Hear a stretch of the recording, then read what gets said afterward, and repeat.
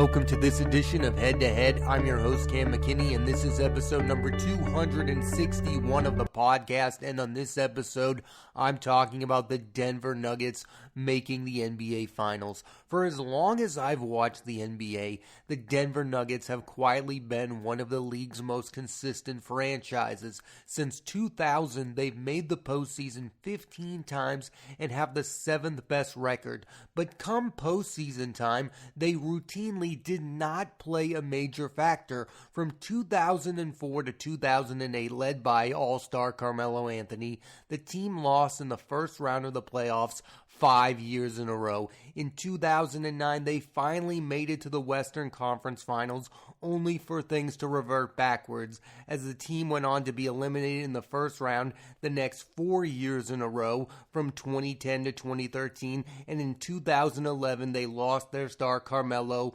to a bigger market in New York. He was traded to the Knicks, and they fired longtime coach George Karl right after he won Coach of the Year. They were a good regular season team that fell off during the postseason, and recently it felt like history was repeating itself with Nikola Jokic, a two-time MVP, a triple-double machine, and one of the best passing big men in NBA history, and Mike Malone, one of the better head coaches in the league, a guy that the Sacramento Kings never should have fired. These two are great, but it didn't feel like they could ever make it to the NBA Finals. And yet here we are. The Denver Nuggets are in the NBA Finals, sweeping LeBron James and Anthony Davis in the Western Conference Finals. No easy task. And while Jokic was a huge part in them getting there, one could argue the bigger part was point guard Jamal Murray, who looked like the guy who led them to the Western Conference Finals in the bubble in 2020. Remember, he had 250-point plus performances against the Utah Jazz. Against the Lakers in the Western Conference Finals, Murray averaged 32.5 points per game, shooting just under 53% from the floor and shot over 40% from free. It was only the 11th time in NBA history that a player averaged 50% from the field, 90% from the free throw line, and 40% from free, and Murray has done it before against the Jazz in the bubble. People had forgotten how good of a player this guy really is because of the time he's missed due to injuries. But when healthy, Jamal Murray is one of the best guards in the league. What's bizarre about the Nuggets' path to the finals is no one took them seriously this entire season. They were the number one seed in the Western Conference, yet all the talk was about the Phoenix Suns, the Lakers, and at one point the Dallas Mavericks after they traded for Kyrie Irving. And I get it, because not only do those teams have more star power than the Nuggets, but they have past success in the NBA Finals. And another thing I think we are learning is that some of these analysts haven't been taking Nikola Jokic, the two-time MVP, seriously. Mark Jackson, the man who broadcast the games for ABC, left Nikola Jokic off of his MVP ballot, saying it was just a mistake. And then you have Jalen Rose saying he just became a superstar. What are you talking about? Nikola Jokic has been a superstar for a while. He's a two-time MVP. He's been to the Western Conference Finals before. He is one of the top 5 players in the entire league. He's probably one of the 3 best players in the entire league. Just becoming a superstar? That's ridiculous. The way the media feels about the Denver Nuggets is how I used to feel about the Utah Jazz. That they're a team that would have excellent regular seasons, but I would never take them seriously during the NBA playoffs. Like, I never thought the Utah Jazz were ever going to make the NBA Finals when they had Deron Williams and when they had Carlos Boozer and then when they had Donovan Mitchell and Rudy Gobert. Like, I never looked at that team as a threat in the Western Conference. I didn't care if they had 42 wins that season or 55. I knew year in and year out that the Utah Jazz were going to be eliminated either in the first or the second round of the playoffs. Like, I never looked at that team as a threat to to make the NBA Finals. And I don't know the reason why. Yes, I was vindicated because that team never came close to doing that. And I think there's a clear reason why I didn't believe in the Utah Jazz and no one believed in the Denver Nuggets. It's hard to believe in a team that has never done it before, because in the NBA, the teams that have the most success are the ones that have had that playoff experiences. There's very few NBA teams that came out of nowhere and won the NBA Finals. You got to make the conference finals before you win the NBA Finals. Like, there's very few teams that didn't make the conference finals the year before and then made the NBA Finals and won it. Like, this is a league where you learn from your failures. LeBron James had many failures in the postseason before he became that guy. Michael Jordan had many postseason failures against the Detroit Pistons before he became that guy. The Denver Nuggets lost to LeBron James and Anthony Davis in the bubble because back then they were an inexperienced team, but now they've been to the postseason a lot as a group, and clearly they've learned from that. I think more people should have taken the Denver Nuggets seriously, but more people believed in Kevin Durant than Nikola Jokic because Kevin Durant has been there before. He's won the NBA Finals MVP twice in his career. That's why people had a blind faith in Kevin Durant, even though the year before he was swept out of the playoffs by the Boston Celtics. They had more faith in Durant than Jokic, and that was a massive miscalculation on their parts. I've talked about this a lot on this podcast, and I think it's the other main reason why nobody thought Nikola Jokic would ever win the NBA Finals, because I understand it from a basketball perspective. The modern NBA is not dominated by big men, and no matter how great Embiid and Jokic have been, they have not been the guys walking away with rings. It's been Steph Curry, LeBron James, and Kawhi Leonard. The last big man who was the best player on a team that won was who? Dirk Nowitzki with the Dallas Mavericks. He, like Jokic, was the sole superstar on that team. Jason Kidd is a Hall of Famer, but he was an aging player, and Murray is a star, not a superstar. We have a decade worth of NBA fans who believe the only way you can win the NBA Finals is by having a super team because of LeBron James, Chris Bosh, and Dwayne Wade, because of Steph Curry, Klay Thompson, Kevin Durant, Draymond Green. These fans are only going to pick you to win if you have a super team, and the Denver Nuggets are not a super team. The Miami Heat right now are not a super team, but those are the teams that are close to winning the NBA Finals. We never thought we were going to get back to this. We thought we were going to always be in the super team era, but that era seems over. The Brooklyn Nets, it didn't work out for them. Kevin Durant, James Harden, Kyrie Irving, it didn't work out. Who knows if it's going to work out with the Phoenix Suns? I, for one, really like watching teams that have one superstar. I like that. One superstar goes up against another superstar. I would like that NBA Finals. I mean, I'm a fan of the Boston Celtics, but I would love to see who could win the NBA Finals. Nikola Jokic or Jimmy Butler. That's insanely entertaining, and that's what the NBA used to be like. Michael Jordan used to go up against Clyde Drexler. There were no super teams. Yes, he had Scottie Pippen, but that was Michael Jordan's team. He didn't pick to play with the best players on his team. He was the sole superstar of the Chicago Bulls, and Nikola Jokic is the sole superstar of the Denver Nuggets, and we have not seen a player win being the sole superstar since Dirk and the Dallas Mavericks. The Nuggets are one of 11 NBA teams that have never won the NBA Finals. I would say their biggest series win in franchise history is when they, as a number 8 seed, took down Gary Payton and Sean Kemp in the number 1 seeded Supersonics led by Dikembe Mutombo. That is the signature win of this franchise. Yes, they went to the conference finals with Carmelo Anthony and Chauncey Billups. That was great. Yes, they've been to another conference finals with Nikola Jokic and Jamal Murray, but their signature win was taking down the Supersonics. We've all seen seen that moment when the Nuggets win and Dikembe Mutombo is holding up that basketball and he's super excited and happy? That is the signature win of this franchise. They don't have that history of winning in the postseason like the San Antonio Spurs, like the LA Lakers, or like the Boston Celtics. And as a fan of one of those teams with a rich history, I think I take that for granted, that I root for a team that has all this history, that have all these superstars. The Denver Nuggets have gone through some rough times.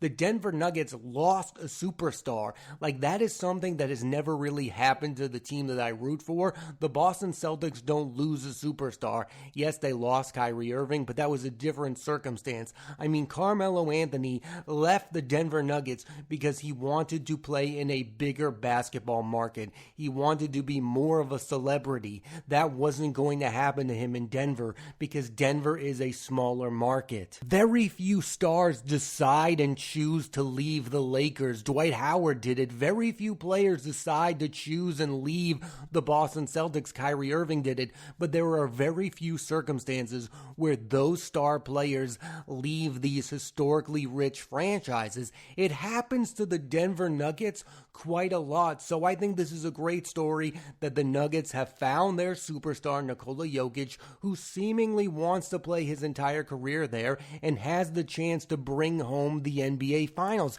I think that's a very good story. And again, this has a chance to be the best Denver Nuggets team in franchise history. They're not competing with anyone. They're not competing with a rich history of winning. And I think that's a good thing. I think seeing new teams win is always exciting. Yes, of course, I would have loved another NBA Finals of the Celtics versus the Lakers, but haven't we seen that enough? I do believe in this idea that the Denver Nuggets deserve a turn. The Miami Heat have a great history. I know they've won before too, but I would kind of like to see that matchup. I would like to see a new matchup. Of course, the matchup I want is the Boston Celtics versus the Denver Nuggets. I'm not quite sure that's going to happen. There's still a chance that it happens.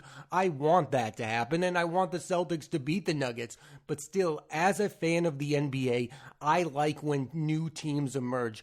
I loved it when the OKC Thunder came out of nowhere with Durant, Westbrook, and Kevin Harden. That felt like a new team that had a chance to be there for a while. Now, sadly, it didn't last long because James Harden was traded to the Rockets, but that was a new team emerging, and that doesn't happen all the time in the NBA, and I wish it would happen more. And again, I would like to reiterate, the Denver Nuggets are not coming out of nowhere. They made it to the conference finals in 2020. This is a team that's been in playoff experience. I think the NBA is so rare that a team emerges out of nowhere. Like, I never thought the Sacramento Kings were going to make the conference finals. I never thought the Memphis Grizzlies were going to make the conference finals because I didn't have a belief in them. But while no one was believing in the Denver Nuggets, I always knew they were going to make the conference finals because they've been through those postseason battles. Nikola Jokic is the best player in the league. Sorry, Giannis. Sorry, Joel Embiid. Jokic is the best player in the NBA right now. And I know there's a lot of talk about how the Nuggets are not the most exciting team in the league. And my thoughts are this. When people say these things, they only say it when they're talking about these smaller market teams. They used to say the same thing about the Tim Duncan-led Spurs. You never hear the Lakers, Celtics, or Knicks are playing a boring brand of basketball. The San Antonio Spurs were exciting. They had Manu Ginobili, one of the flashiest six men I have ever seen play the game of basketball. Watching Tony Parker attack the rim was super exciting. Watching Robert Horry take game-winning shots was always exciting. What are you talking about? The only reason you find the Spurs boring is because they are coming from San Antonio. I have never seen a player play basketball the way Nikola Jokic plays it. He is so in control. Yes, it might not be the flashiest thing of all time, but watching him pass the basketball is exciting. How many players can you say that about? Watching them pass the ball. There are very few players that I find exciting pass the ball. A few that come to mind are Rajon Rondo, Steve Nash, but those are point guards. I mean, Nikola Jokic is Bill Walton-esque, when it comes to passing the basketball. Kevin Love is one of the best passing big men. Watching a big man pass the ball at an elite level is exciting. And the people that say the Denver Nuggets are boring are only saying that because they are the Denver Nuggets. If Nikola Jokic was on the LA Lakers and they were playing the same brand of basketball, you would be calling them the Showtime Lakers reincarnated. It's never about the style of basketball. It's about the team we are talking about. That's why you're calling them boring. The reason the Lakers were Showtime was because they were in LA. Shaquille O'Neal is on a lot of people's list of the greatest basketball players ahead of Tim Duncan because he won his NBA Finals with the Lakers, while Tim Duncan won his 5 NBA Finals, one more than Shaq, with the San Antonio Spurs. That is the big difference. If Tim Duncan played for the Lakers his entire career, a lot of people would be talking about him like he is up there with the Michael Jordans of the world as the best basketball player of all time. I think these markets still come into play when they really shouldn't, and it's why Carmelo Anthony wanted out of Denver, because he was never going to get that superstar respect, and I think he was right. It's wrong that he had to do that, but he was right in wanting to get out and be a Knick. Could you imagine if Nikola Jokic was a member of the New York Knicks? They would be calling him better than Patrick Ewing by this point. But now, while he's in Denver, they're leaving him off of his MVP ballot and saying things like he just became a superstar in the league. That's insane, and that's all because he plays in Denver. He doesn't play in LA. He doesn't play in Chicago. He doesn't play in Boston, and he doesn't play in New York. He plays in Denver, and that's why people take his game and style of basketball for granted and say things like he's a boring player to watch. And I know some people were annoyed at Mike Malone, who was talking about the fact that we were all talking about the Lakers while the Nuggets were sweeping the LA Lakers. But think about this. More people talk about Anthony Davis than they do about Nikola Jokic. Anthony Davis is a super talented player. He's one of the most talented big men I've ever seen play the game of basketball. But Nikola Jokic is the one who doesn't miss games, who almost averages a triple-double without it being annoying. Like, I don't believe Nikola Jokic is chasing triple-doubles the way that Russell Westbrook was. And I can't say this enough, is a 2-time MVP. Anthony Davis, how many MVPs does he have?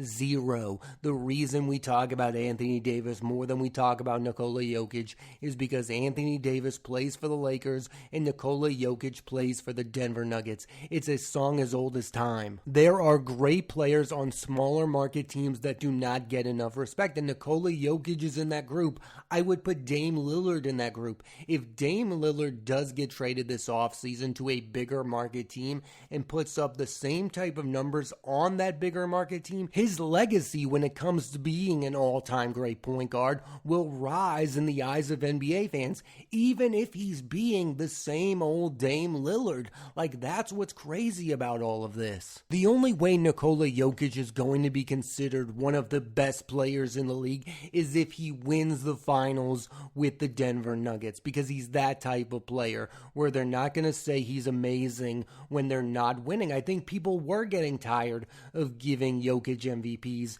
even though his teams were losing in the postseason. So now he has to win the NBA Finals, but these players on these bigger markets don't have to do that to be considered great or to be talked about. It's kind of insane if you think about it, but it's the way things are, and Nikola Jokic is on the cusp of winning the NBA Finals, so we might never have to have this discussion again about his style of play being boring and ineffective and him being a stat chaser like Kendrick Perkins said on ESPN. I mean, that's ridiculous, and who cares if you're chasing stats if you're winning basketball games? I think people get annoyed if you're chasing stats and year in and year out you're losing in the first round of the playoffs. Nikola Jokic is not doing that. He's been to the conference finals 2 of the last 3 years, and he's on the cusp of winning the NBA Finals. The Denver Nuggets are the favorites in my eyes to win the NBA Finals, because whether they play the Celtics or the Heat,